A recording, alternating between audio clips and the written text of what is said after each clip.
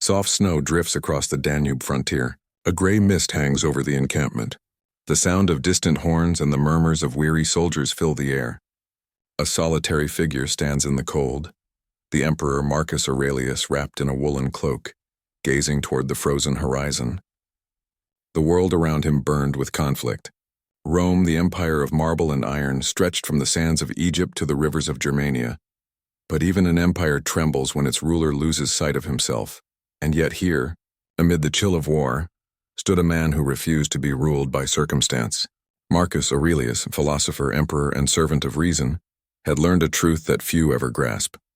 We cannot control what we see, but we can always control how we see it. Ink trembles on parchment. His words are steady, deliberate. If you are distressed by anything external, the pain is not due to the thing itself, but to your estimate of it. And this you have the power to revoke at any moment. A messenger bursts into the tent, soaked from rain, bowing deeply. "Caesar," he gasps. "The northern tribes have broken through the lower fortifications. The scouts report a massacre." Marcus listens in silence. His generals exchange tense glances. But the emperor's eyes do not flinch. He nods once slowly. "Thank you. Tell the men to prepare. We will meet them at first light." When the messenger leaves, silence lingers like smoke. One general, his voice low but sharp, breaks it. "My lord, are we not surrounded by disaster? Should we not be alarmed?" Marcus looks at him not with anger but with pity, as a teacher looks upon a frightened student. "Disaster? The word is of your choosing, not nature's. What has happened is what always happens. Men act according to what they believe. We cannot command their nature, only our response." He turns back to his parchment, dipping the quill again in ink.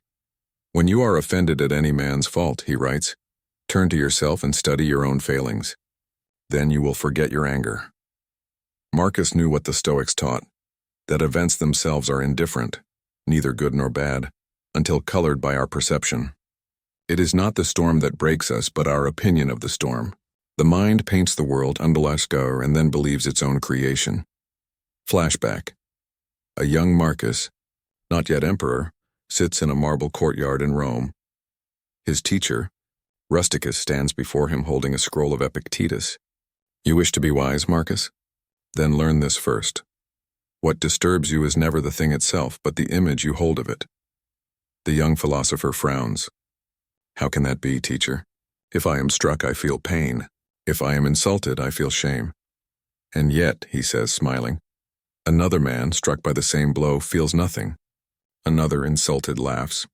Tell me, did the world change, or did their perception change?" Marcus looks down, silent.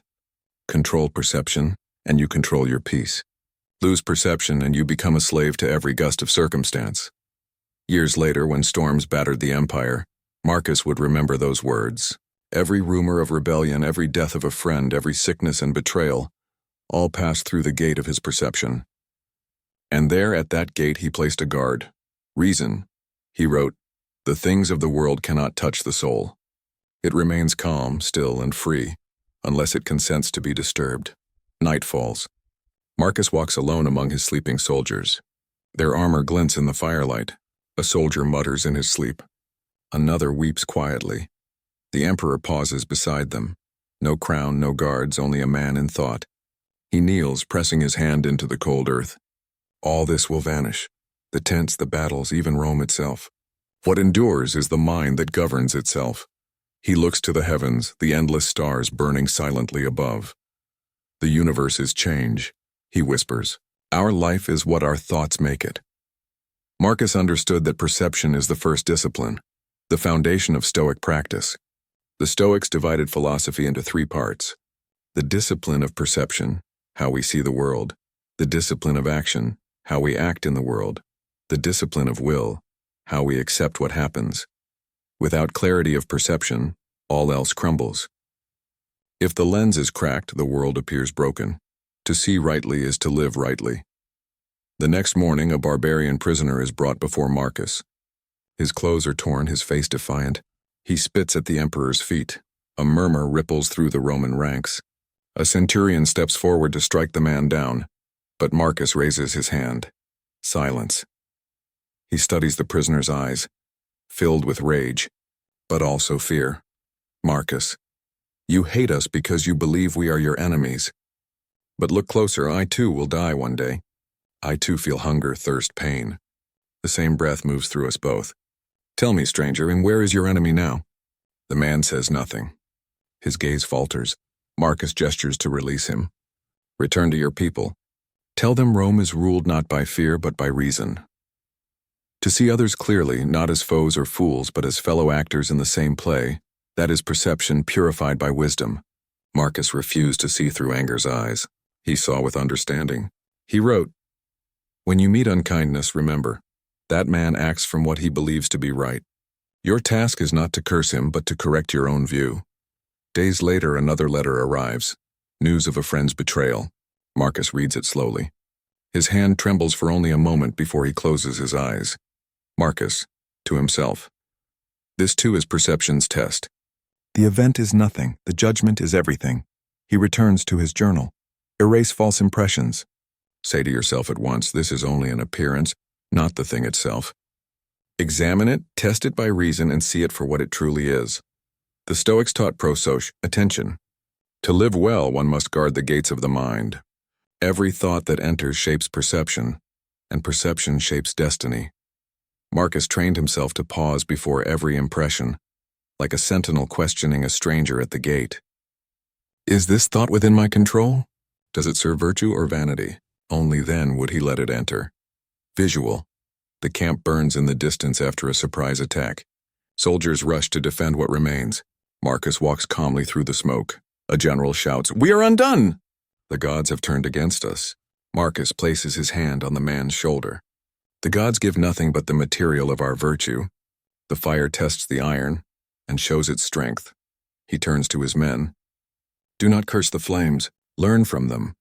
What is lost can be rebuilt. What is learned endures. To the Stoic, every hardship is neutral. The value lies in perception. A fire may destroy or forge, it depends on what it burns. Marcus wrote, "A blazing fire makes flame and brightness out of everything thrown into it." He would not call the burning of his camp a tragedy, only a test of vision. Later, in solitude, Marcus sits beneath a lantern. The war rages beyond, but he writes with steady hand. Marcus, voiceover. Men seek peace in villas in the countryside by the sea. You may find peace nowhere, unless you find it within yourself. Build yourself an inner citadel, impregnable to fortune, unassailable by circumstance. This inner citadel was the heart of Stoicism, the fortress of perception guarded by reason and virtue. Marcus could lose his armies, his health, even his life, but never his clarity of vision. For clarity is freedom. To see the world as it is, not as desire, fear or pride would paint it, is to stand unshaken before fate itself. The night is quiet. Snow falls again. Marcus closes his eyes and breathes slowly. Marcus, voiceover. I cannot change the winds of the world, but I can adjust my sails. I cannot command men's tongues, but I can rule my mind. What is within me, that is mine. What is beyond belongs to the universe. He looks toward the horizon, dawn approaching once more. Perception, the lens through which the universe becomes our world. To one man, a setback is ruin. To another, revelation. The same event, two minds, two worlds. And so Marcus teaches, choose to see clearly. For how you see determines how you live. The emperor learned to look upon betrayal and see human ignorance, to look upon suffering and see growth, to look upon death and see nature fulfilling its law. The art of perception was not to escape the world, but to see the world rightly, and through that seeing to master oneself. What does this mean for us, those who no longer wear armor yet still march through the battles of the mind? It means that every day we too face impressions, news, insults, fears, losses. We rush to label them good, bad, success, failure, but Marcus whispers across time, stop, see clearly, strip each impression bare. You cannot control what comes your way, but you can always decide what it means to you. A delay can become smoke curls across a ruined valley. The echoes of battle fade. Among the wounded and the dead, the emperor walks alone, his armor dusty, his face marked with weariness. The sun is red through the haze, and the cries of the survivors mix with the crows. There are moments when the world seems to demand despair, When the mind whispers that we are powerless, that fate decides, fortune mocks, and the gods look away. But Marcus Aurelius knew a secret older than empire and deeper than philosophy. We are not free from events, we are free within them. For between stimulus and response, between what happens and how we answer, lies the final fortress of the human soul, the power of choice. Marcus kneels beside a wounded soldier. The young man's leg shattered, his face pale with pain. He grips the emperor's cloak, tears in his eyes. "Why, Caesar?" he gasps. "Why does virtue not protect us from suffering?" Marcus looks at him, calm yet filled with compassion. "Virtue does not promise safety, only strength. Even in pain you are free to choose dignity." The soldier winces. "Free, I am dying." "Then die as a man who chose courage over fear. That is freedom, and even now." The young man closes his eyes, breathing slower. Marcus bows his head. The world strikes where it will, but response is ours. In every blow, Marcus saw the same choice: submission to impulse or allegiance to reason. You have power over your mind, not outside events. Realize this and you will find strength. Inside the emperor's tent, generals argue over strategy. Voices rise, hands slam the table. The gods curse us with endless war. One cries, "The tribes multiply faster than we can strike." Another shouts, "We should retreat to Rome, save what remains." Marcus listens unmoving. Then he stands. "Listen to yourselves. Each of you fears what has not yet happened. Each reacts to shadows. Tell me, which of you commands fortune?" "None," Marcus continues. "Then why exhaust yourselves over what cannot be chosen? We rule our judgment, our conduct, our discipline. That is all. And it is enough." He looks to the maps before them, tracing his finger along the river. Reason, not fear, must decide.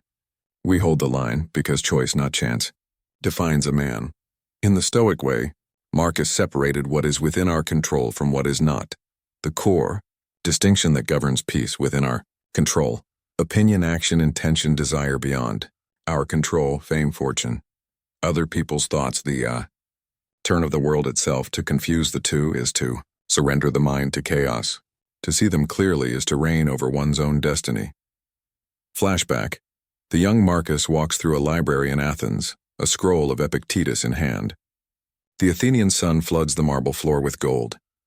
There are things within our power and things not within our power. Freedom is found in recognizing the difference. His teacher, Rusticus, nods approvingly. "You see, Marcus, choice is not about control of circumstance, but control of self. A wise man chooses his inner attitude, not his outer fate."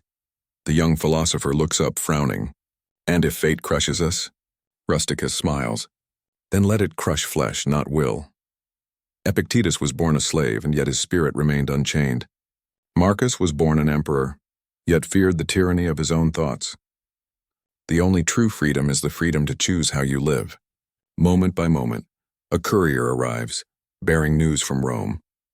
Marcus's son Commodus, still a boy, has fallen ill. The emperor's face softens, the briefest tremor in his composure.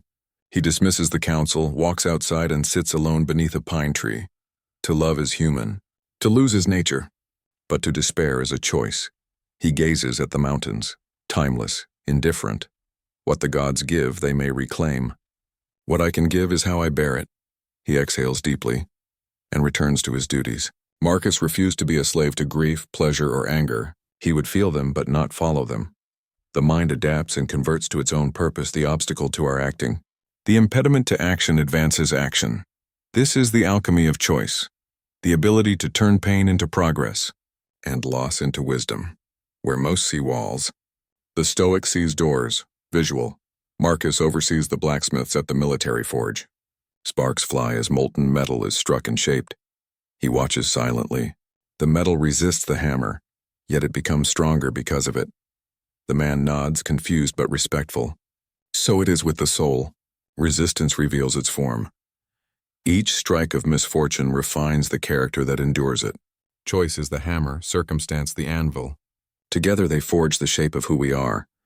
And every time we choose reason over rage, discipline over despair, we temper the steel of the self. That evening, a senator arrives from Rome, arrogant, accusing the emperor of neglecting the capital. His words are venomous. You play philosopher while Rome rots. You hide in tents while the city burns. The guards move to silence him, but Marcus gestures them back. He lets the man finish. Then quietly, "Tell me, Senator, when a man insults you, does he harm you or himself?" The senator blinks, startled. "If I lose my temper, I suffer twice. Once from his words, again from my weakness. But if I remain calm, I choose my peace. Which, then, is the greater power?" The senator cannot answer. To rule the self is the highest sovereignty. Anger is a tyrant that demands instant obedience, and Marcus refused its crown. The best revenge is not to be like your enemy. Every insult, every injustice is an invitation to choose. Will you mirror the darkness or master it? The Stoics taught the art of assent, the moment between impression and action. A thought arises, "This is terrible." A pause follows. The Stoic questions it. Is it terrible or is it merely new? Is it harmful or just uncomfortable? To assent too quickly is to fall into slavery. To pause is to reclaim the throne. Marcus trained this pause daily. Every impression, every emotion, had to pass through the tribunal of reason before it became belief. He wrote, "Do not say, 'I have been harmed,' but only, 'I have had an impression of harm,' and then examine it." Later, Marcus walks through his camp. A Roman noble, a former friend, approaches him with wine and laughter. "My emperor," he says, "why trouble yourself with war and worry? Come to Rome, the Senate adores you. Rest, feast, enjoy what the gods have given." Marcus studies him quietly, then smiles. "You mistake what the gods have given. They give not leisure, but the opportunity for virtue." The noble frowns. "But surely you deserve comfort." Marcus shakes his head. "Deserve has nothing to do with what is right. I did not choose an easy life. I chose a meaningful one. Ease is the enemy of growth. To the Stoic, luxury is not abundance, it is bondage in disguise. For every indulgence takes something precious, the freedom to choose virtue over pleasure.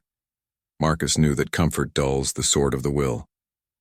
He wrote, "It is not that we have little time, but that we waste much. Life is long enough for those who use it well." Night. The emperor sits by the fire, surrounded by scrolls. A letter lies open beside him, news of his friend Fronto's death. He stares into the flames, silent. A shadow of sorrow crosses his face, and then steadiness returns. Loss teaches what is precious, but grief must not become rebellion. Death is nature's art, as much a part of life as breath itself. To wish otherwise is to fight the gods. He closes his eyes, breathing in the smoke and cold air. I cannot choose what is taken, but I can choose how to love what remains. Choice is not denial, it is direction. Marcus did not suppress his grief. He steered it toward gratitude. He saw in every ending a beginning, in every sorrow, an invitation to deepen wisdom. This was not resignation, it was mastery. A calm acceptance that turned suffering into strength. One morning, as the army marches through fog, a young soldier approaches the emperor. "Caesar," he says, "I fear the gods play with us. Do our choices even matter if fate decides all?" Marcus smiles. "Fate decides the stage, but not how you play your part." He picks up a twig from the ground. "See this? I did not choose the wood, but I may choose what I carve from it. That is our freedom." The soldier nods, slowly understanding. Fate may set the path, but the walker chooses his stride. The world provides the raw material. Thought, will, and virtue shape it into destiny. To live without choice is to drift. To choose consciously is to awaken. The universe is change. Our life is what our thoughts make it. Marcus returns to his tent that evening. The candle flickers beside his journal. At every moment, keep in mind you have the power to retire within yourself. The mind is your ruler, your kingdom. The sound of wind roars over the frozen frontier. The camp lies shattered. The river has burst its banks, drowning tents and horses. The sky is black with crows. There are moments when even the gods seem silent. When fate descends like a storm and the mind trembles before the flood. For Marcus Aurelius, emperor of Rome, chaos was not a visitor. It was his constant companion. War to the north, plague to the south, betrayal in the Senate, death in his home, and yet within that tempest, one truth held him upright. You cannot control the chaos around you, but you can master the order within. A runner staggers into the emperor's tent, soaked in mud and blood. "My lord, the bridge has fallen." "The enemy crosses the river." Marcus looks up from his writing table. For an instant, only the soft scratching of quill on parchment fills the silence. Then he sets it down. "Then we meet them as men," he says, his voice calm, "not as victims of chance." He rises, adjusts his cloak, and steps into the wind. Outside, panic grips the soldiers. Orders are shouted, fires flare, horses scream. But the emperor walks slowly, steadily through it all. Discipline was not his armor, perception was. While others saw crisis, he saw material, raw clay for virtue to shape. He wrote, "Whatever happens to you was prepared for you from all eternity. It was woven into the pattern of destiny itself. You may not control the thread, but you may choose how to weave it." To Marcus, chaos was not the enemy. It was the proving ground of the soul. A courier arrives days later bearing darker news. The Antonine Plague, sweeping through Rome, tens of thousands dead, priests overwhelmed, streets filled with burning bodies. Marcus listens, his face still as stone. He closes his eyes, when not in denial but in thought. The gods test the physician by sickness, the pilot by storm, and the philosopher by turmoil. "Let me not fail my trial." He looks at his generals. "Send aid. Empty the treasury if you must. Let no man say that philosophy teaches indifference to suffering." Chaos demanded control, not of circumstance but of spirit. Where panic spread like flame, Marcus answered with presence. He could not stop the plague, but he could govern himself and through himself govern Rome. It is not death that a man should fear, but never beginning to live according to nature. Months later, a letter arrives from Rome. A senator, long trusted, has conspired against him, trading secrets to the enemy for gold. A guard steps forward. "Shall we send word to execute him, sire?" "No, we will not let another's corruption dictate our character. Justice, not vengeance. If any man does wrong, the harm is to himself. He has not harmed me, for he cannot make me base." Here lay the heart of Stoic control, the separation of what depends on you and what does not. The senator's deceit was not within his command. But his reaction, his temper, his mercy, his reason, that was entirely his realm. He could not control the storm, but he could choose how to steer through it.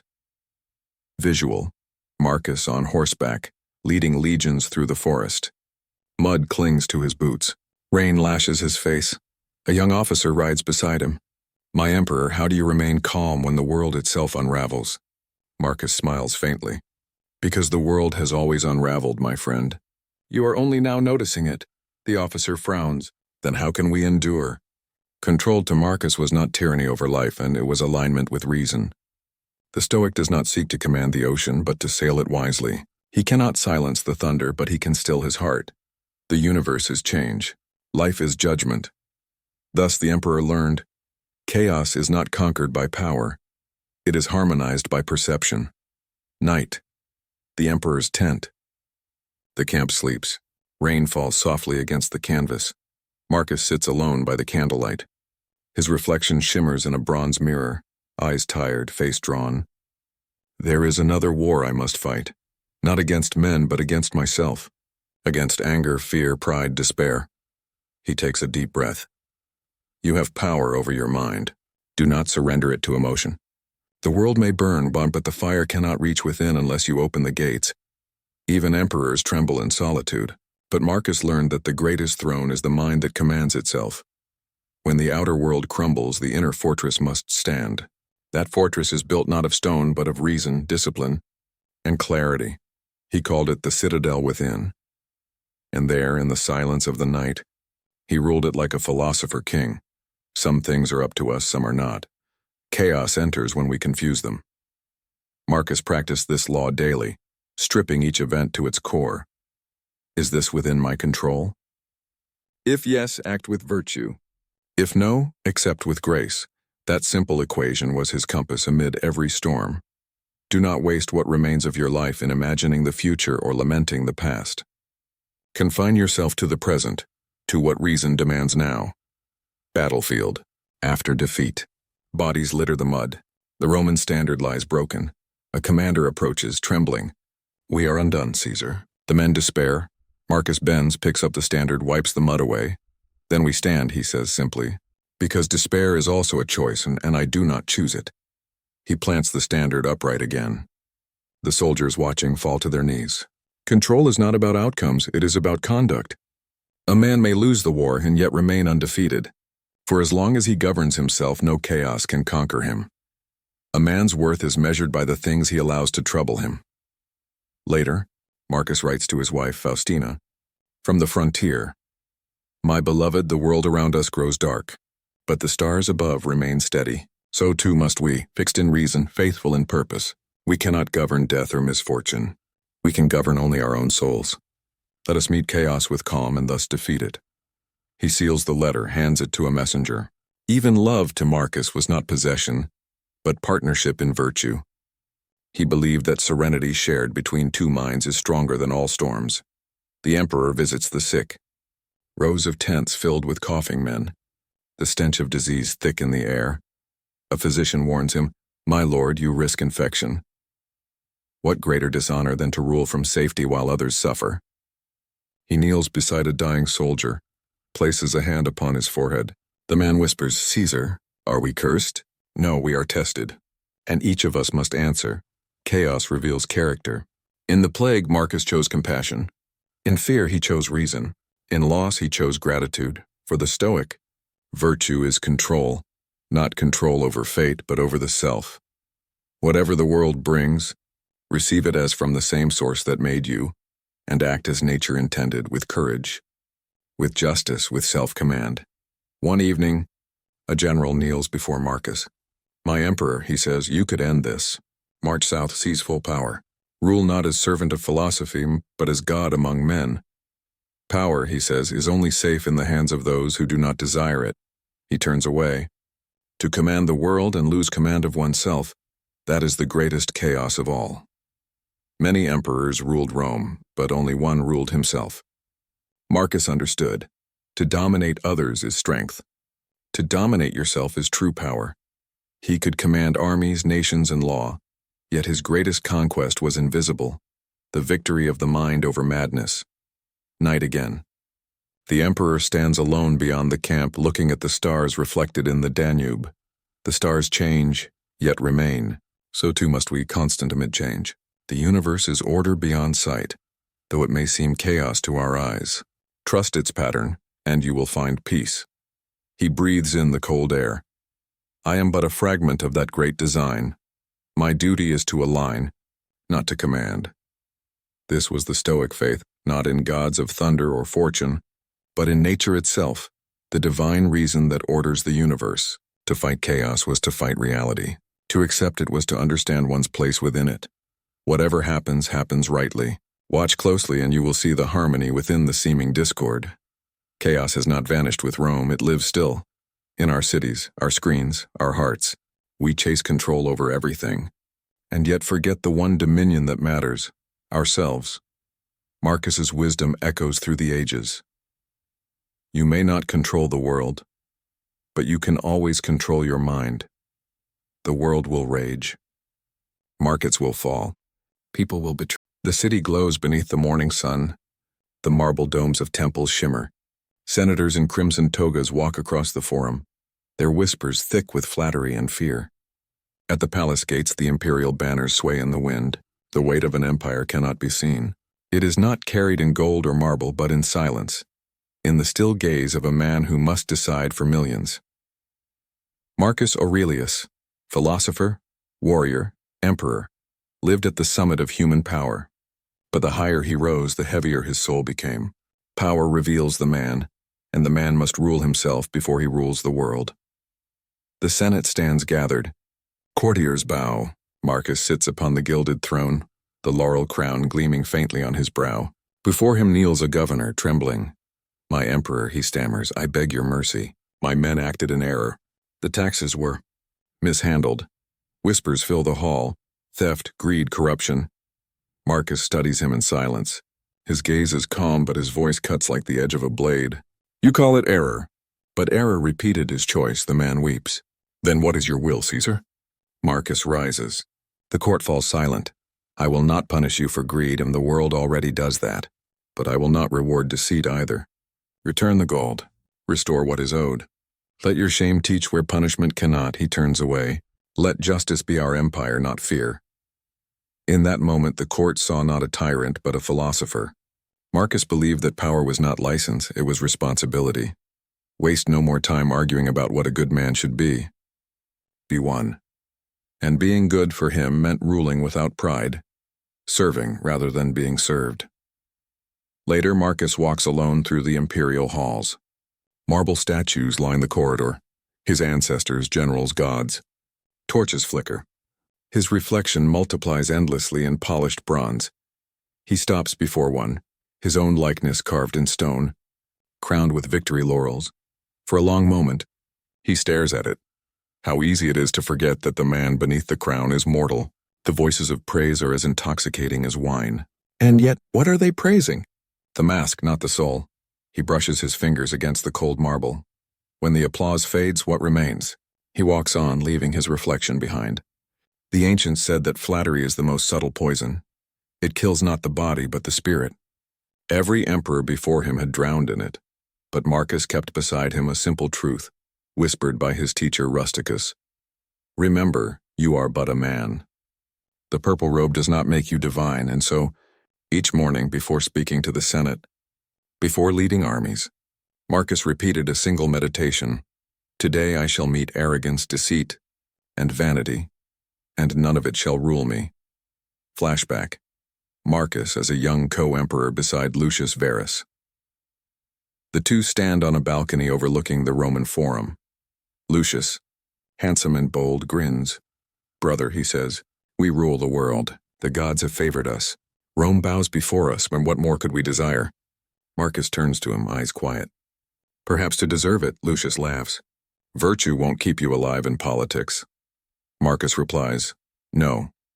But without virtue, we are already dead. From his youth, Marcus understood that ambition is the mask of emptiness. It promises greatness but breeds dependence, on praise, on recognition, on victory. To chase ambition is to hand over control of the soul. He wrote, how ridiculous to desire what you cannot command.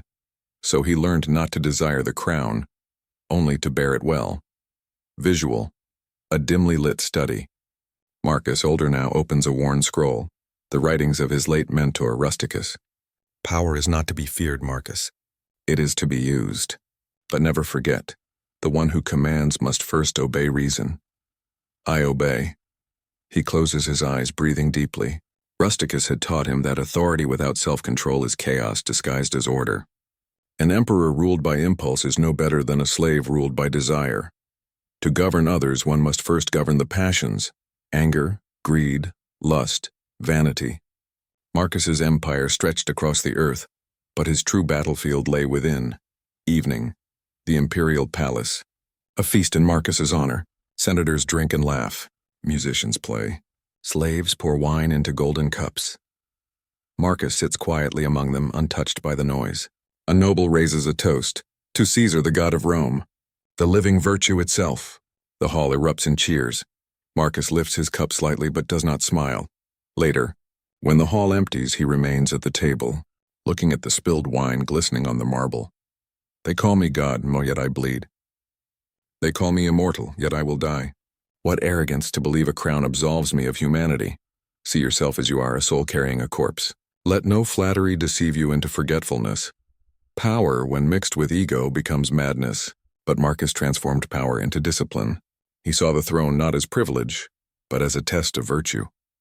If it is not right, he wrote, do not do it. If it is not true, do not say it. This was his law, the law above all emperors. A Roman officer kneels before him, accused of abandoning his post. His failure cost hundreds of lives. The man trembles. I beg you, Caesar, it was fear. The barbarians came upon us like thunder, the court murmurs. The general beside Marcus leans in. He deserves death. Marcus looks long at the man. Fear is natural. But yielding to fear, that is choice. And choices make men, he pauses. You will not die. You will return to the ranks and fight again. Redeem your choice by courage. Marcus saw in others not enemies, but reflections. He remembered his own weaknesses, and ruled through empathy, not wrath. The wrongdoer does wrong to himself. My task is not to punish, but to understand. Even when Rome demanded cruelty, he chose compassion, for mercy to him was not weakness, it was strength under control. But the enemy within never slept. When victories came, when statues rose, when the crowds shouted his name, Marcus felt the ancient serpent of pride stir in his chest. He would retire to his chambers, kneel beside his bed and whisper to himself, "Soon you will be dust. The men who praise you, dust. The cities you build, dust. What remains is virtue, or nothing." He called this remembrance memento mori, the discipline of mortality. By facing death each day, he kept power in its proper place, fleeting, fragile, borrowed. A messenger arrives with urgent news. 2 provinces revolt. The generals plead for harsh retribution, entire cities to be burned as warning. Marcus sits in silence for a long time. The council waits. If we destroy what we cannot persuade, we are no better than those we fight. The general scowls. Mercy invites rebellion. Marcus turns to him. Fear invites tyranny. He signs the decree, amnesty, not annihilation. Every decision carried weight. Lives balanced on the edge of reason. Marcus knew there was no victory in cruelty. He sought only to act according to virtue, and let the consequences belong to fate. "Never let the future disturb you," he wrote. "You will meet it if you have to, with the same reason you arm yourself with today." One afternoon, Marcus passes a servant scrubbing the palace steps. The man slips and drops a vase. It shatters. The guards move to strike him. Marcus raises his hand. "Leave him." He kneels beside the slave. The man trembles, expecting wrath. Marcus helps him gather the shards. A vase may break. What matters is whether the man does. He smiles. "Rise. You serve Rome well." Even the humblest soul reflected the same divine reason that guided the cosmos. Marcus believed all men were brothers, emperor and slave alike, children of the same fire. We are made for cooperation, like hands, like feet. To act against one another is contrary to nature. To rule with humility was to align with that nature, to become an instrument of universal reason. Night. The emperor writes by lamplight. The distant hum of Rome below. I did not seek this throne, yet it was laid upon me. Each decision tears the soul between duty and peace. I long for philosophy, but the world demands an emperor. Still, perhaps both can serve the same master, virtue. He closes the journal softly. Marcus did not wish to rule, but he ruled because it was right. His reign was not the pursuit of greatness, but the practice of goodness. He taught that to hold power rightly is to wear it lightly, to remember always. The higher the position, the greater the responsibility to serve. He walks through the gardens of the Palatine Hill. Moonlight falls on olive trees. The sounds of Rome drift upward. Laughter, merchants, distant music. What is praise but an echo? What is power but dust held in the hand? Only the present moment belongs to us, and the choice to act justly within it. The camera sweeps across the marble roofs of Rome. Trumpets sound, banners ripple, and crowds chant the emperor's name as Marcus Aurelius returns from the northern wars. Garlands of flowers rain down. Perfume fills the air. Rome adored its emperor, the conqueror, the philosopher, the father of the realm. The people offered him everything, gold, titles, pleasure. Yet Marcus Aurelius feared none of his enemies as much as he feared this moment. For applause can intoxicate more than wine, and desire is the softest chain that ever bound a man. Inside the palace, servants light torches along corridors of polished onyx. Musicians play. Senators bow. Dancers glide before the throne. Marcus watches in silence, his hands folded. You have earned rest, Caesar. Let the philosophers lecture. You have already achieved wisdom. Wisdom cannot be inherited. It must be practiced each day or it withers. The noble laughs, raising a cup of wine. Then at least tonight practice pleasure. Marcus rises, the laughter fading behind him. The emperor walked away from the feast into the quiet of his private study.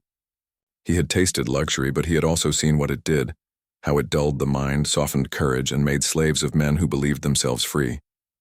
When you have meat, think of the sheep. When you have wine, think of the vine. Pleasure hides the labor that produced it. See the whole and your desire will grow measured. Marcus stands before a silver mirror. Candles flicker. What is desire but the wish that the world bend to our will? And what is peace but the will that bends with the world? He closes his eyes. To crave what you do not control is to hand yourself in chains to fortune. He breathed slowly, steadying the pulse in his veins. To the Stoics, desire was not evil, it was energy. But when ungoverned, that energy burned the soul. So Marcus learned not to extinguish desire, but to transform it, to desire virtue instead of pleasure, character instead of comfort, discipline instead of decadence. Flashback. A warm afternoon in the palace gardens. Marcus sits with his wife, Faustina, watching their children play among the fountains. You always look to the horizon, Marcus. Can you not simply enjoy this moment? He smiles gently. I do. But even joy must be held lightly. For it too passes, she frowns. Must everything be measured? Marcus takes her hand. Only so that it may be truly appreciated. Love for Marcus was not possession. It was participation in nature's rhythm. Meeting, parting, meeting again. He wrote later, when you kiss your child, say to yourself, tomorrow he may die. Do not wish it so, but understand it. So your joy will be neither reckless nor fragile. Marcus walks through the Roman Forum in disguise, his cloak drawn over his head. Vendors shout, jewels sparkle, spices burn in bronze bowls. Every stall promises something. Rome was a marketplace of want. Pleasure shouted from every corner. To deny oneself here was to be seen as mad. A jeweler presses forward, holding up a golden chain. Fit for the hand of Caesar himself. Marcus smiles faintly. For a chain it is well made. The man laughs, not understanding. If luxury becomes a need, the man becomes a slave. He who depends on nothing possesses everything. I am surrounded by wealth, yet I feel its danger. To live amid abundance and remain simple. This is the emperor's greatest trial. I strive to use riches as a traveler uses an inn, to rest but not to remain. He sets down the stylus. The discipline of desire is not rejection of the world. It is participation without possession. Marcus could command the treasures of nations, yet he chose the poverty of attachment. He owned the world, but nothing owned him. A visiting gladiator famed across the empire is brought before Marcus. The man boasts of his victories, his lovers, his wealth. Marcus listens, then asks quietly, and what happens when the crowd grows silent? The gladiator shrugs. I'll fight again. Marcus studies him. And when your body fails? The man hesitates. Marcus nods. Then all that you desired will turn against you. Desire must be our servant, not our master. The lesson cut deeper than swords. Desire, like power, is neutral. It creates or consumes according to who commands it. What we love makes us vulnerable, Marcus wrote. But what we need enslaves us. Freedom to him was the ability to say no to oneself. Night. Marcus sleeps. In his dream, he walks through a hall of gold. Every door opens to pleasure, banquets, music, bodies, praise. A voice whispers, all this could be yours forever. Only stop thinking so much. Marcus reaches for the gold cup, and it turns to ash in his hand. He awakens sweating, then smiles. Even in dreams, the mind tests itself. Desire promises immortality but delivers decay. He writes before dawn. Marcus walks beyond the city walls into the fields at sunrise. Birds rise from the grass. The Tiber glitters in the distance. Look how nature takes only what it needs. The tree drinks its share of rain, the lion its fill of prey. Only man demands more than enough and calls it success. He pauses by a broken statue, moss creeping over marble. Even beauty fades into earth. Why then should we cling? Desire is a hunger without end. It feeds on tomorrow and forgets today. But to desire rightly, to desire virtue and simplicity, that is to live in harmony with nature itself. Adapt yourself to the things among which your lot has been cast, and love the people with whom destiny has ordained you to live. Another banquet. Marcus attends out of duty. The room is lavish, peacocks, pearls, music. A young senator leans close. Caesar, why deny yourself pleasure when you can afford all things? Because the price is my freedom. The man laughs. You speak as if desire were a chain. Marcus looks at the table piled with fruit and meat. It is. Only those who need nothing cannot be bought. He ate sparingly, slept little, and kept his heart unguarded against excess. Not because he despised life, but because he honored it. Pleasure was to be enjoyed in measure, never worshipped. Receive without pride. Let go without attachment. This was his rule. One day Marcus asks a slave who has served him since youth, "What do you desire most?" The man smiles. To sleep without fear and to wake without regret. Marcus nods. And you? The slave asks. Marcus answers, to want nothing that depends on chance. Freedom was not measured in wealth or rank, but in independence from need. The poor man with discipline was richer than the king of cravings. Night. Lightning flashes over Rome. Marcus writes by the window, wind howling. Today I felt anger, envy, and longing. These are the storms within. But I remember the mind is its own shore. No wave can drown it unless it permits. Each desire is a request to the world to make you unhappy if it refuses. Better to ask nothing and receive everything with gratitude. Thus he turned his longing into acceptance, his need into thanks. For what is discipline but freedom from compulsion? And what is desire but the illusion of lack in a soul already complete? Desire has not died with Rome. It has changed its clothes, screens instead of silk, voices instead of flutes. But its song is the same. It says, you are not enough until you own, achieve, consume. A man is rich in proportion to the number of things he can afford to let alone. The discipline of desire is not cold renunciation. It is warm clarity. It is the freedom to enjoy without addiction, to love without ownership, to act without need for reward. Dawn. Marcus breaks bread with his soldiers on campaign. The food is plain, the fire small. They laugh softly. He looks around the circle and smiles. When the soul is at peace, bread tastes sweet, water refreshes, and the stars suffice for gold. He looks up to the sky, the morning light breaking through the clouds. This is the discipline of desire.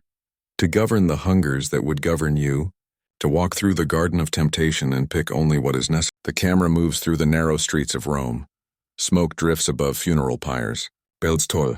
Priests carry incense through crowds of the sick. A mother weeps beside a covered body. The empire, once golden, now breathes in whispers. There are days when the world forgets how to breathe. Days when even the sun seems weary of rising.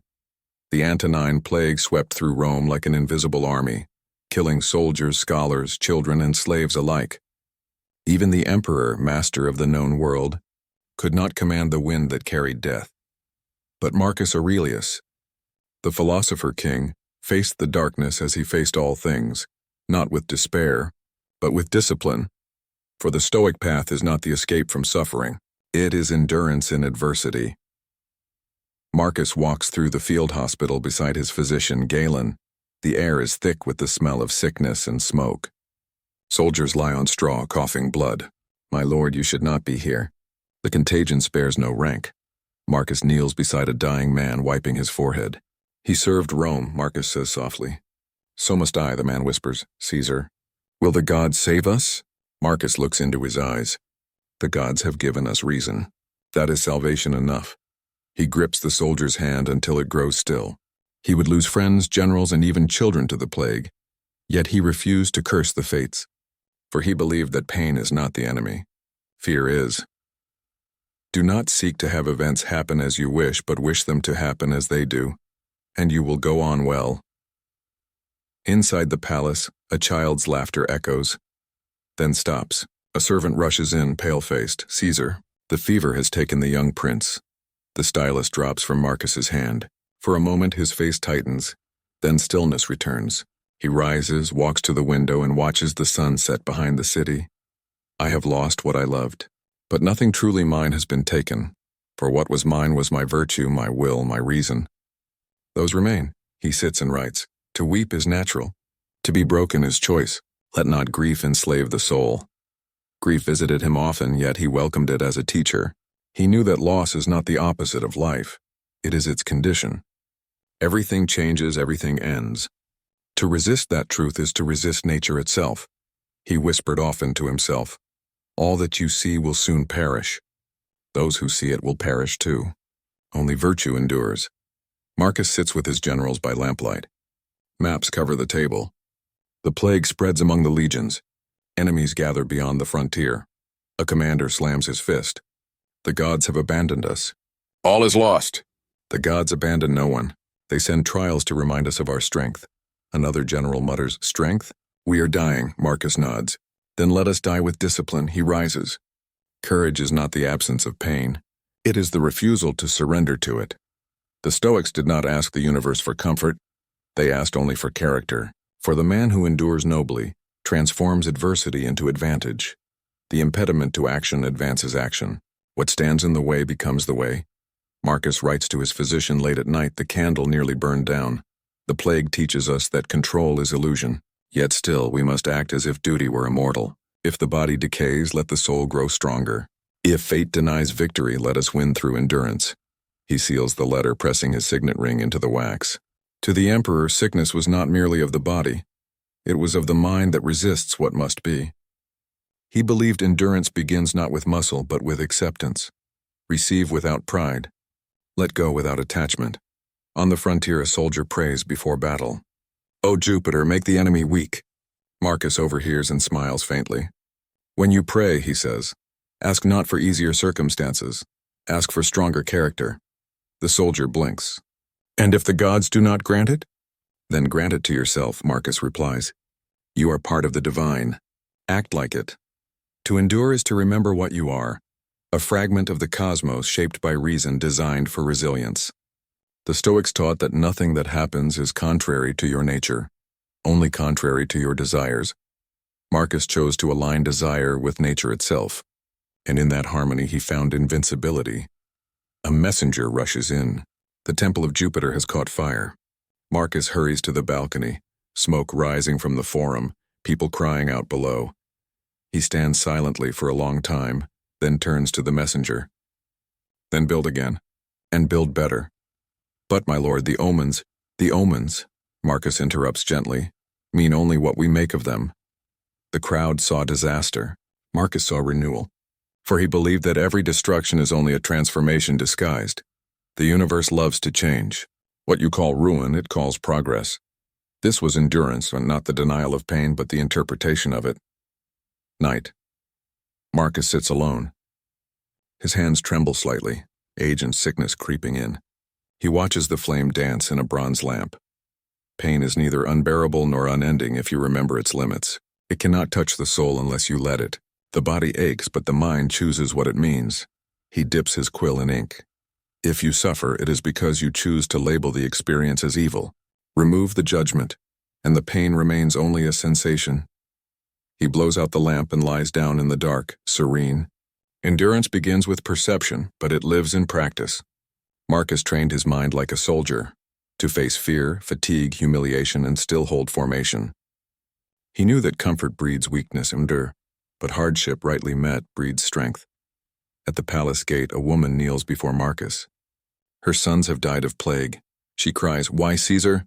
Why does virtue suffer while evil men thrive?" Because virtue does not live to avoid suffering. It lives to transform it, she sobs. Then what should I do? Endure, Marcus says. And through endurance learn compassion. Compassion was not pity, and it was shared endurance. Marcus taught that every soul bears the same struggle, and that to help others bear theirs is to strengthen your own. When pain or pleasure affects your neighbor, remember that you are bound by reason to the same fate. Weeks later, Marcus collapses during council. The physicians rush to him. You must rest, my lord. The fever worsens. Then let the body do its work, and I will do mine.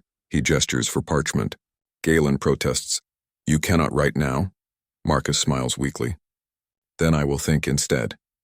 To bear what happens with equanimity, that is man's supreme task. Even when illness drained his body, he ruled from the citadel of his mind. For endurance is not the absence of weakness. It is the decision to act with virtue despite it. Be like the rock that the waves keep crashing over. It stands unmoved, and the raging of the sea falls still around it. The emperor stands again, frail but upright, watching the pyres burn at night. Endless rows of flame against the sky. So many gone. And yet the world continues, an indifferent, eternal. Therefore let me be as the world is, patient, resilient, faithful to its purpose. He looks upward, the orange light flickering on his face. I am part of the fire that consumes and creates. Why should I fear my own nature? This was the Stoic way, to see the universe not as enemy but as teacher. The plague, the loss, the sorrow, all were lessons in perspective. For endurance is not passive suffering. It is active harmony with fate. You have suffered hunger, cold, and death, he says. Yet each of you stands here still. That is victory already, a soldier asks, but when will it end? Marcus answers, when you decide it has meaning. The men stare, puzzled but moved. Meaning was Marcus's armor. He did not ask life for mercy, and he asked it for purpose. And by giving his pain meaning, he rendered it powerless. Everything that happens can be turned to advantage. The obstacle becomes the way. Today the plagues are of mind, anxiety, loss, uncertainty. Yet the remedy remains the same. To endure is to stand upright amid chaos. To hold reason steady when the heart falters. Marcus whispers still, the world is change. Life is opinion. You cannot always choose your suffering, but you can always choose your strength. Endurance is not stoic coldness, it is spiritual warmth born of clarity. It is to love the struggle because it shapes you. The last of the funeral fires dim. Marcus stands alone on a hill overlooking Rome. The first light of dawn breaks over the ruins. Smoke curls upward like incense. The wind hums through pine and iron. Marcus Aurelius stands alone on a hill above the Roman camp. Below, the fires of his soldiers flicker like constellations scattered on the earth. Above, the stars stretch into eternity. The emperor wraps his cloak tighter against the cold and looks upward. All his life, Marcus Aurelius had sought to rule the world. But under these stars, he understood. The world was never his to rule. He was a single heartbeat in an infinite rhythm, a spark within a cosmic fire that had burned before Rome, before man, before memory. And yet he was not insignificant. He was part of that fire. He was nature, thinking, breathing, aware of itself. Often when the night is clear, I gaze upon the heavens and feel the weight of eternity. What is this self that dares to complain of fortune? I am dust and soul, a fragment of the universe contemplating its own immensity. He breathes deeply, the cold air forming clouds from his lips. The stars do not ask for reward. They simply burn as nature commands. So must I, without complaint, without pride. Marcus learned from the cosmos itself. Each planet moved in harmony, obeying laws beyond its knowing. Each life, each death, each victory and loss, all were notes in nature's grand design. The Stoics called this the Logos, the divine reason that orders all things. To live well, they said, is to live in accord with it. Whatever happens to you is woven into the fabric of the universe. Accept it as you would accept the pattern of your own body. A messenger arrives on horseback, mud-spattered and panting. He kneels before Marcus. Caesar, another uprising. The legions grow weary. The harvests fail. The people cry for peace. Marcus listens quietly. Then in a low, steady voice, peace will come when we make peace with the nature of things, not before. The messenger looks confused. What are we to do, my lord? Marcus turns toward the horizon. Do what duty requires, and accept what fate decrees. For Marcus, fate was not a tyrant, it was a teacher. The wise man does not fight what must be. He finds his part in it. Everything harmonizes with me which is harmonious to thee, O universe. For me nothing is too early nor too late, which is in due time for thee. Marcus walks through the forest, the dawn mist clinging to the trees. He speaks aloud as though to an unseen companion. O nature, mother of all source of reason and decay alike, teach me to follow your course without resistance. When you bring the storm, let me be the oak that bends but does not break. When you bring the sun, let me not grow proud in its warmth.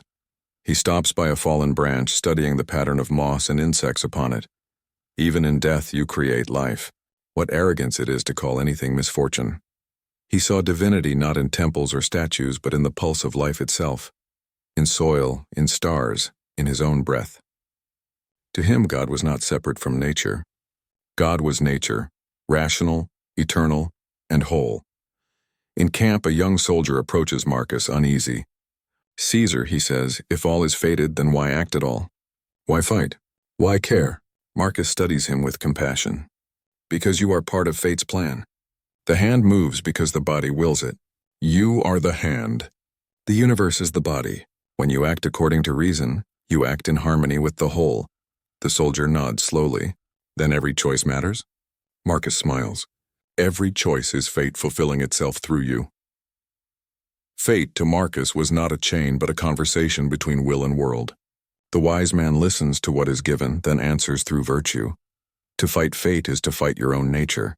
To love it, amor fati, is to become one with it. Thunder cracks. Rain lashes the camp.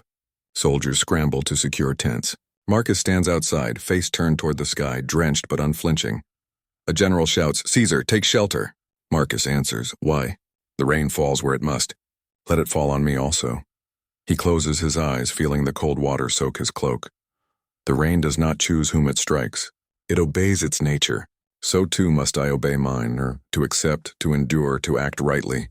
Endurance had taught him to suffer calmly. Now acceptance taught him to love calmly. He no longer asked the universe for mercy. He asked only to understand its necessity. The world is change. Life is opinion. Do not wish for things to happen as you desire, but desire that they happen as they do. This was not surrender. It was strength in its highest form. Later, Marcus sits with his friend Claudius at the edge of a river. They watch the current move logs and leaves downstream. "Do you ever tire of this struggle, my friend? The endless work, the endless war?" Marcus shakes his head slowly. "Does the river tire of flowing? Or the stars of turning? The moment they stop, they cease to be what they are." Claudius sighs. "Then we are doomed to struggle forever." Marcus smiles faintly. "We are blessed to fulfill our purpose until we fade." To Marcus, struggle was not a curse. It was participation in the rhythm of existence. He saw that even chaos serves order, as winter serves spring. All that exists is woven together in sacred harmony. No part is alien to another. Thus, he began to see every enemy, every hardship, every breath as a thread in the same divine tapestry. News arrives that his friend and general, Avidius Cassius, has rebelled, declaring himself emperor. Marcus reads the message silently. The officers around him wait for rage, but Marcus only sighs. The fault is not his alone. It is written in the nature of men to desire power. A general growls, "Then punish him." Marcus shakes his head. He punishes himself already. What can I add to fate's work? He turns away, whispering to himself, "All that happens is familiar. It repeats as the seasons do. What is there to be angry about?" Rebellion, betrayal, death, all return to Marcus like seasons. He greeted them not with bitterness, but with recognition. Fate, he knew, was not personal. It was universal. And to take offense at it was to misunderstand one's place in the cosmos. That night, Marcus walks alone again. The sky clears. The Milky Way glows across the blackness. How small a thing is man lost among these lights, yet how vast the mind that can comprehend them. I am both nothing and everything, bound and free. The same fire that moves the stars burns in my soul. He kneels, pressing his hand to the earth. To live according to nature is not to retreat from life, but to embrace it as it is, whole, changing, complete. This was the heart of Stoic divinity, the unity of all. The universe was not against him. It was within him, and by aligning his will with its law, Marcus found a peace beyond circumstance. "My son, remember that you are a citizen of two worlds, the city of men and the city of God, which is the universe itself. Serve the first through justice and the second through acceptance. Whatever fate brings, meet it not with resentment but with reverence. The gods do not send evil, only opportunity to practice virtue." He seals the letter, sighs softly, and looks toward the stars once more. Even in power, even in sorrow, Marcus lived as a student of nature. He knew that to resist what must be is to destroy oneself, but to love what must be is to become unshakable. Amor fati, the love of fate, was not passive surrender. It was active participation in the divine order of things.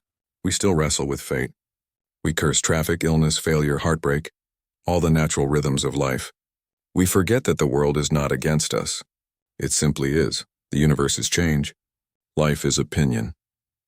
Adapt yourself to what is given, for you were born for it. When we cease to demand that the world conform to our will, we discover serenity. When we see ourselves as part of something infinite, we stop fearing loss because nothing is ever truly lost. Dawn. The stars fade. The emperor stands watching the sun rise over misted hills. The golden light spills across the river, the trees, the camp, the world. Everything is interwoven. A sacred bond unites all things. Whatever happens is right, for it could not be otherwise. Let me live each day as nature wills, in harmony with all, at peace with fate. He turns, walking back toward his men, the light growing behind him. This is the seventh Stoic principle, nature and fate. To live as part of the universe, not apart from it. To accept the pattern, snow hushes the ruined plain. Shields lie overturned. Spears jut from the earth like broken reeds. Roman medics move between the fallen with water and bandages. A group of enemy captives, gaunt, shivering, huddle beneath a canvas awning.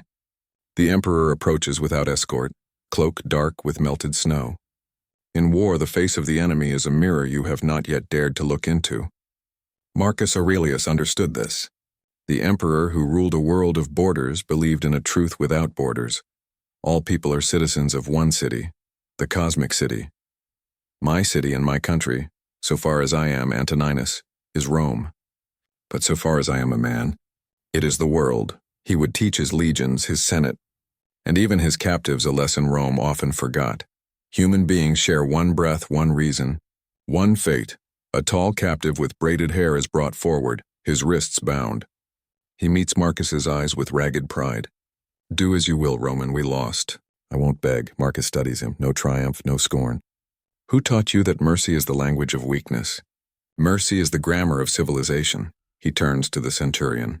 Unbind him. Gasps ripple among the Romans. The cords fall away. Your men hunger, so do mine. We will share bread. Tonight we eat as neighbors, not as beasts. The king hesitates, then nods.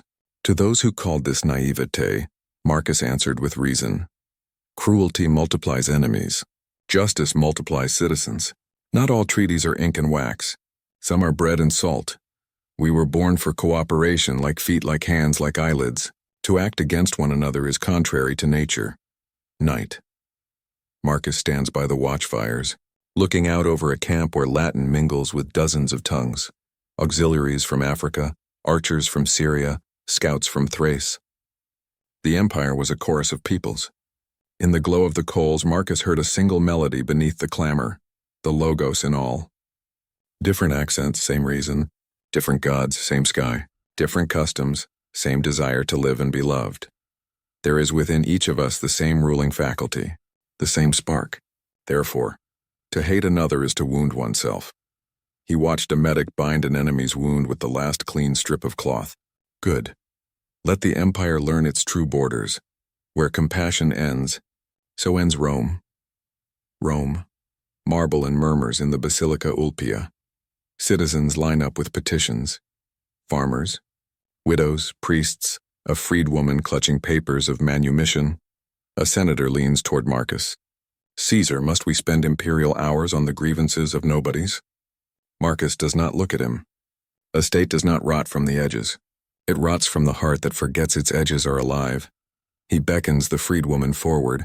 My master promised liberty upon his death. His nephew denies it. Do you have witnesses? She nods. 2 step forth, Marcus signs the wax tablet. Your freedom is affirmed, the nephew protests, reddening. This will encourage more claims. Let justice be contagious. Brotherhood is not a sentiment, it is a policy. Marcus translated philosophy into decrees and decrees into daily bread.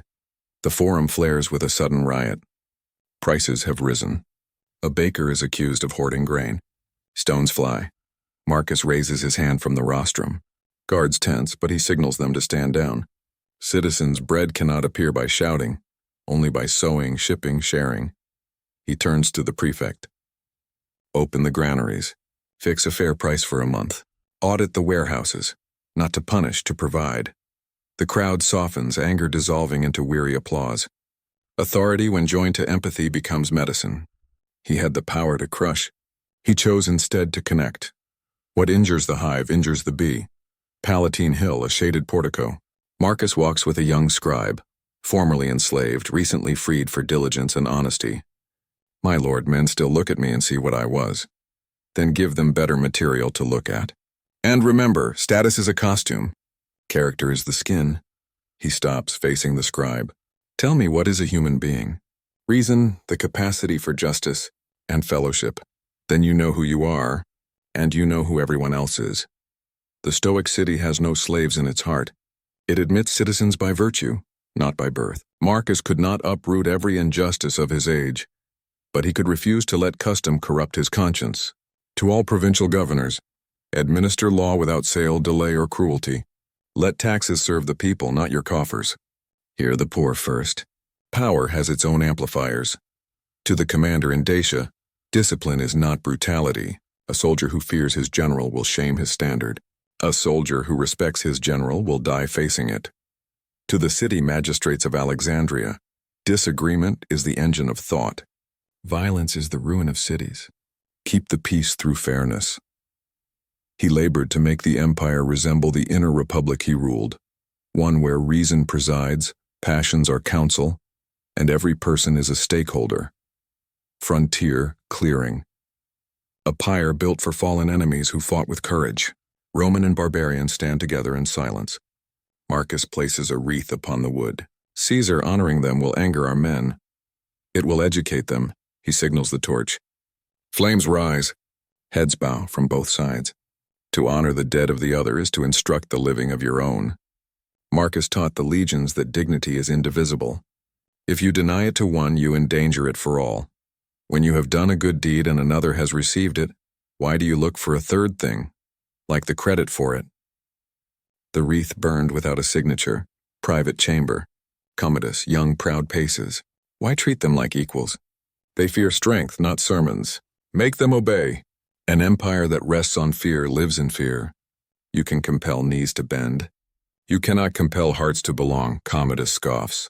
Then what is the point of power? Marcus approaches, eyes gentle and grave, to make belonging possible. The father offered a blueprint his son could not read. Rule as custodian, not as owner. Where ego seeks subjects, philosophy seeks citizens. Council tent on campaign.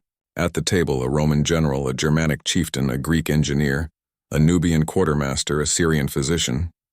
Maps spread. Accents mingle. We cannot trust their roots. Their roots avoid the marshes. And the marshes bring fever. Fewer wagons lost, fewer men sick. The chieftain's way saves weeks. Let wisdom speak through whoever mouths it. We take the chieftain's road. He nods to the barbarian leader. Today Rome learns. Tomorrow Rome teaches. Brotherhood is not sentimentality. It is operational advantage. The humility to gather truth from any source, the courage to credit it. A centurion is accused of beating a conscript to death. Witnesses tremble. The camp holds its breath. Discipline requires fear. Discipline requires purpose. Fear is what the incompetent extract when they cannot inspire. He pronounces sentence. Rank stripped, pay forfeited to the dead man's family. The centurion exiled. Let every officer remember you do not command cattle. You cultivate citizens. A single verdict can redraw a culture. Justice, consistently enforced, is the architecture of brotherhood. Alley behind a temple. Marcus, hooded, hands a small purse to an elderly widow. Who are you?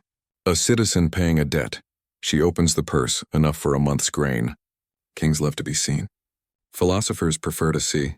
Marcus practiced anonymous kindness as discipline, a daily reminder that virtue is its own witness.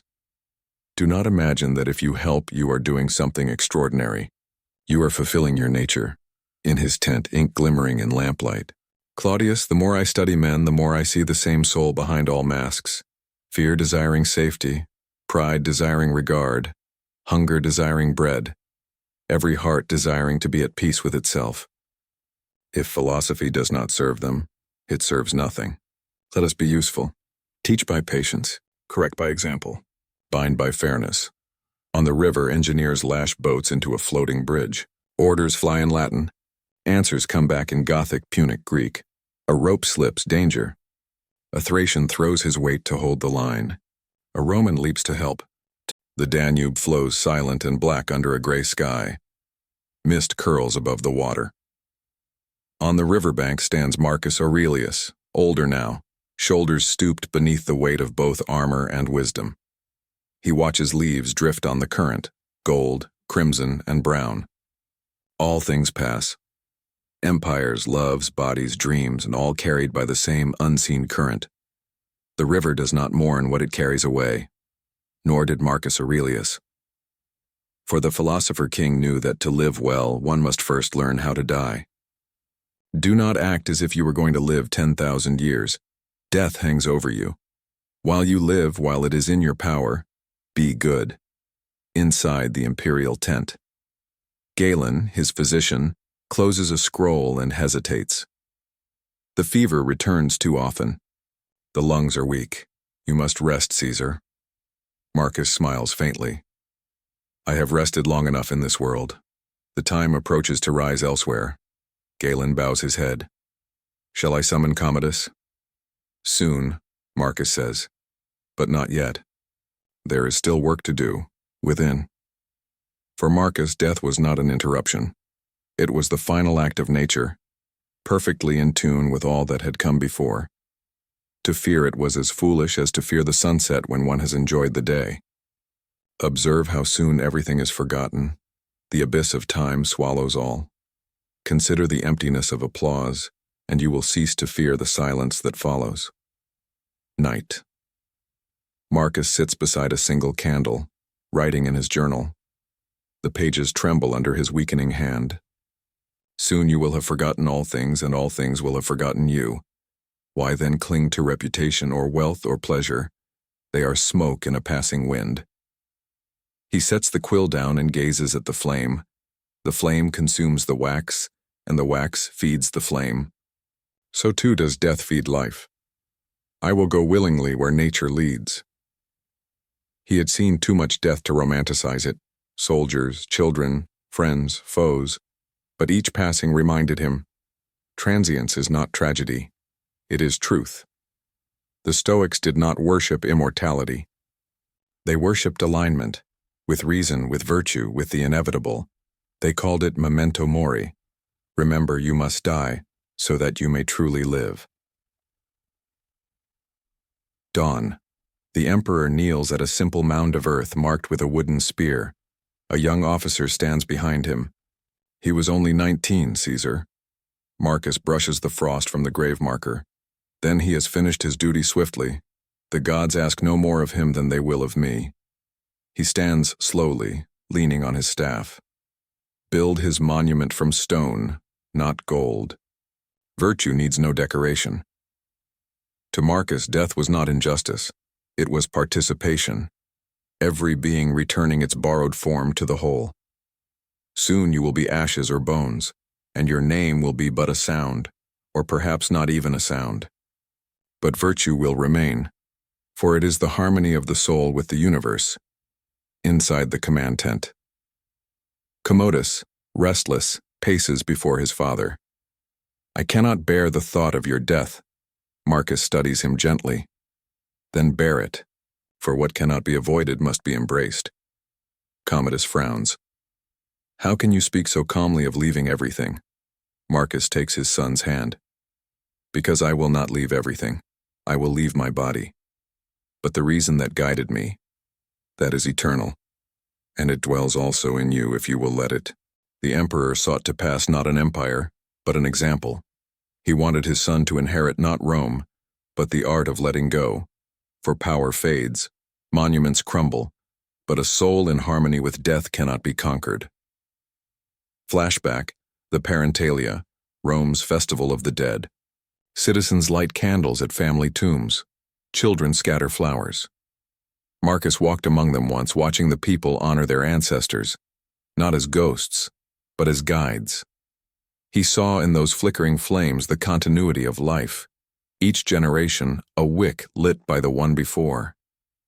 As the leaf falls, the tree remains. As the wave breaks, the sea endures. The soul of the world renews itself through us. He smiled then, as he would later in sickness. Do not despise your mortality. You are a necessary verse in nature's poem. A senator weeps beside the bier of his wife. Marcus stands nearby, hands folded. She was my light. Without her there is nothing. Marcus kneels beside him. She was a light indeed, but light does not vanish. It changes form. You live because she once loved you. Let that be her immortality. The man sobs. It is not enough. Marcus nods softly. It never is, until you learn to love the universe more than your own desire.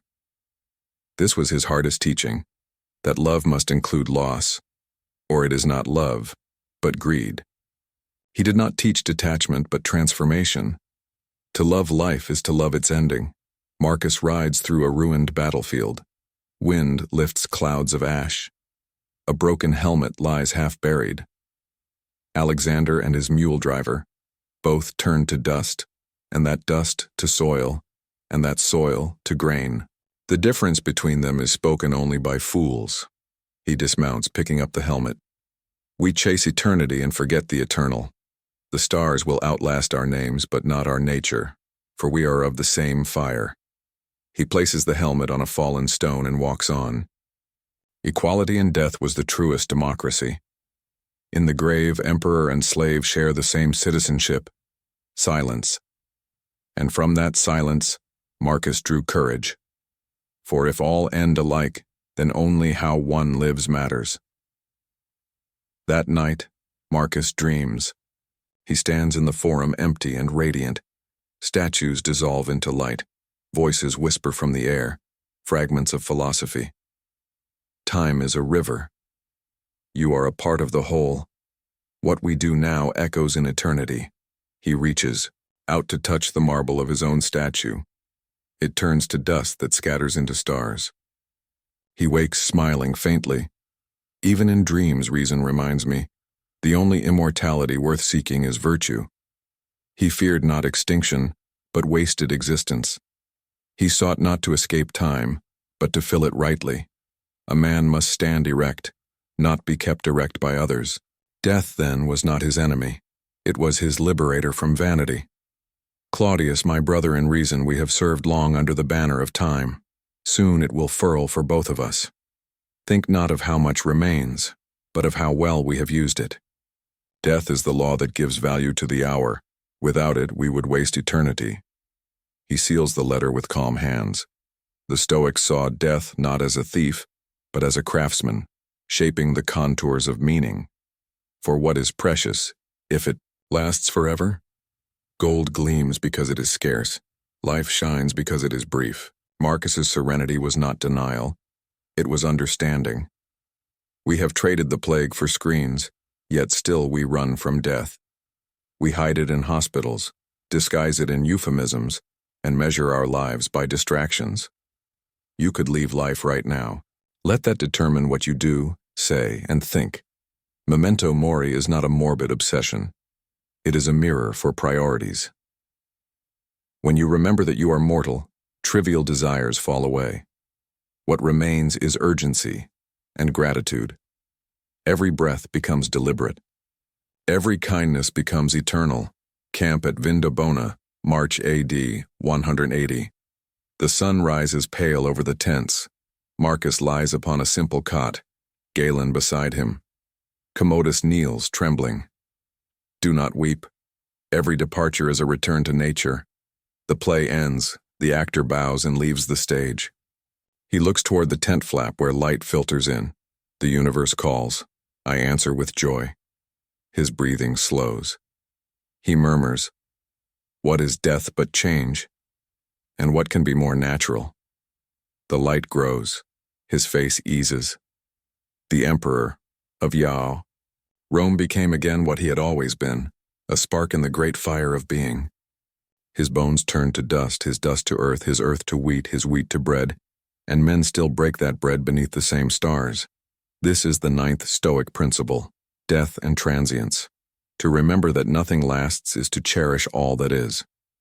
To accept death is to be born again into peace, and to love life fully you must learn to let it go. The mists rise from the Danube. The banners hang limp in the windless morning. The emperor's tent stands quiet. The legion moves in hushed reverence. A soldier ties the flap closed and salutes the rising sun. Marcus Aurelius is gone. The philosopher king has returned to nature, but his words remain, carved not in marble but in minds. He left no monuments to himself, no triumphal arch, no golden tomb. He left a book, a conversation with his own soul, and through it, a map for all who would live by reason, courage, and compassion. This is his legacy. This is the Stoic path, the art of living by virtue. Fade to a slow pan over his journal, the meditations, open on a wooden desk. The candle still burns beside it. When you arise in the morning, think of what a precious privilege it is to be alive, to breathe, to think, to love, to act.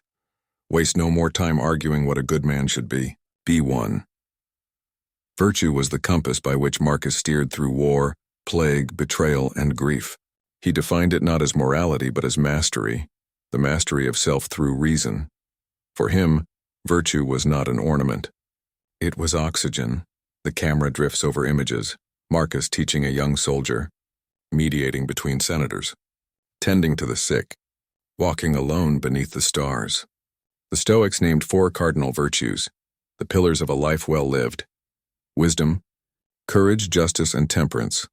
And Marcus embodied each, not in perfection, but in persistence. Wisdom, the guide. Reason is the light of the soul.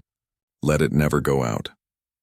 Wisdom for Marcus was the art of perception, to see the world as it is, not as desire paints it. He trained his mind to separate what is from what he wished it to be, until truth became his peace. Wisdom asks, what depends on me? The answer draws the boundary of serenity. Courage, the strength.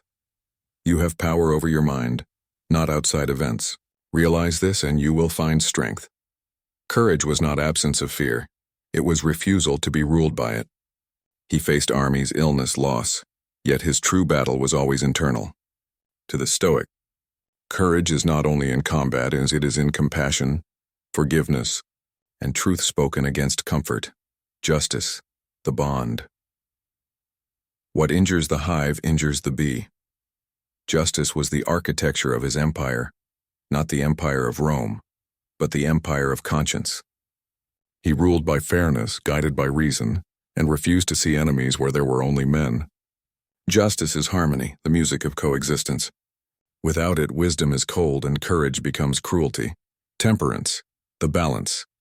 A man's worth is measured by the things he can do without.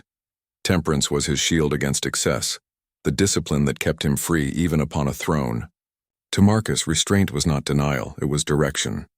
He mastered desire not by starvation but by selection, choosing what nourished the soul and leaving the rest behind. Years later, a young scholar in Alexandria reads the Meditations aloud to his students. He writes to himself, yet it feels as if he writes to us.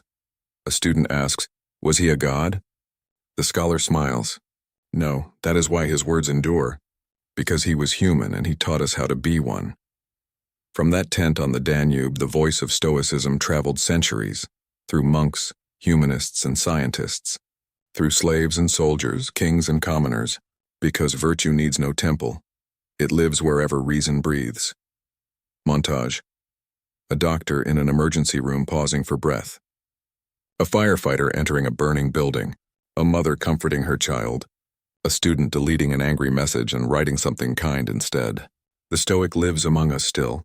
Every time someone acts with calm under pressure, courage in fear, justice amid power, or moderation amid excess, Marcus speaks again. His words do not belong to Rome. They belong to the human condition.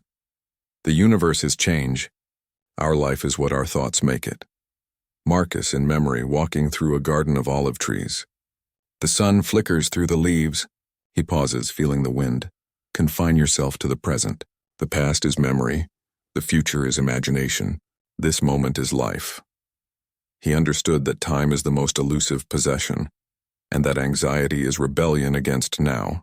The Stoic disciplines himself to live as if each day were both his first and last. Do every act of your life as though it were your last, he wrote. And in doing so, he turned duty into devotion. Marcus stands before a mirror of polished bronze, older, weary, but clear-eyed. Look within. Within is the fountain of good, and it will never cease flowing if you do not stop digging. He understood that philosophy is not escape, but excavation, removing vanity, fear, and illusion until reason shines bare. Virtue begins not in command of others, but in the governance of self. To live by virtue is to become transparent, a mirror through which truth can see itself. Split imagery. Marcus walking peacefully among trees. Flashbacks of battles, Senate debates, family dinners. Voices fade in and out. Caesar. Father. A philosopher. He played every role. Ruler, husband, soldier, seeker. And in each he practiced the same craft, aligning action with reason. At dawn say to yourself, I will meet the busybody, the ungrateful, the arrogant, the deceitful, the envious, the unsocial. They cannot harm me, for I cannot be made to act like them. Virtue is consistency, the refusal to lose yourself in circumstance. Scene. Centuries later, a monk copies Meditations by candlelight. Centuries later still, a philosopher in the Renaissance reads it aloud. Centuries later, a soldier in the trenches holds a pocket copy. Then at a modern reader under lamplight, phone screen glowing. What survives of a man? Not marble, not empire, only the pattern of his thoughts repeated in those who find them useful. Marcus's empire faded. His soul did not. The best revenge is to be unlike your enemy. If it is not right, do not do it. If it is not true, do not say it. To love only what happens, and that is enough. Each generation reads, and the flame renews. Imagery. Children playing by a fountain, ships in harbor, monks praying, scientists peering into telescopes, people in cities crossing paths. The Stoic legacy is not retreat but participation, the understanding that every person is part of something vast, that service, not solitude, sanctifies life. The fruit of this life is good character and acts for the common good. Virtue is not escape to the mountains. It is patience in the marketplace. Not silence in caves, but composure in conversation. Visual. Marcus again beneath the stars, the same stars that watched him in chapter 7. His form dissolves into the cosmos. His voice lingers. When you have done well and another has benefited, why seek a third thing, like the credit for it? Everything is change, but reason is eternal. Let no act be without purpose. Let no purpose be without virtue. He asked no followers. He preached no doctrine. He simply lived, so that thought and action, philosophy and flesh might finally agree. His teachings still echo because they were never about Rome. They were about the human spirit. When you hold your temper instead of your tongue, he lives. When you help without witness, he lives. When you choose discipline over desire, service over vanity, reason over fear, he lives. Virtue does not die with time. It reincarnates as every act of integrity, a flame in darkness. First a candle in Rome, then a torch, then a lantern, then a modern city light glowing in a window. This is the 10th and final Stoic principle, living by virtue. It is the union of all others: discipline, control, endurance, wisdom, courage, justice, acceptance, compassion, and serenity. To live by virtue is to live awake. It is to meet the chaos of existence with calm, to stand upright amid impermanence, to act justly though no one watches, and to love fate, because it is yours. A good life, Marcus wrote, is one that aligns with nature, simple, wise, humble, and kind. The emperor's body turned to dust, but the soul that sought virtue still burns, and in every generation that remembers,